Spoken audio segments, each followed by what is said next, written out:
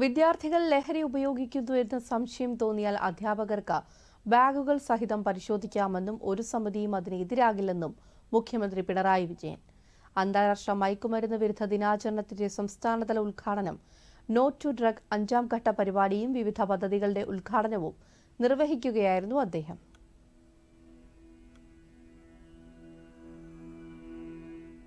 Synthetic ഡ്രഗുകൾ ഉപയോഗിക്കുന്നതിലേക്ക്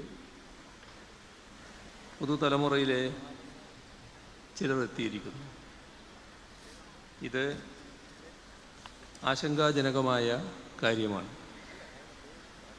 synthetic ലഹരികൾ വളരെ കുറഞ്ഞ അളവിൽ പോലും മാരകമായ പ്രത്യാഘാതങ്ങൾ ഉണ്ടാക്കാൻ കെൽപ്പുള്ളവയാണ്.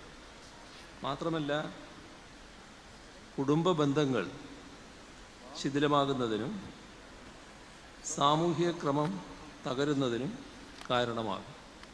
മാഫിയ സ്കൂൾ കുട്ടികളെ വലിയ തോതിൽ ലക്ഷ്യമിടുകയാണ്. ഈ വിപത്തിനെതിരെ ഒരേ മനസ്സോടെ നമുക്ക് പ്രവർത്തിക്കാനാവണം. ലഹരി മാരക പ്രത്യാഘാതമുണ്ടാക്കുമെന്നും സർഗാത്മകതയും കഴിവും നശിപ്പിക്കുന്ന ലഹരി ഭാവി തലമുറയെ ഇല്ലാതാക്കുമെന്നും മുഖ്യമന്ത്രി പറഞ്ഞു.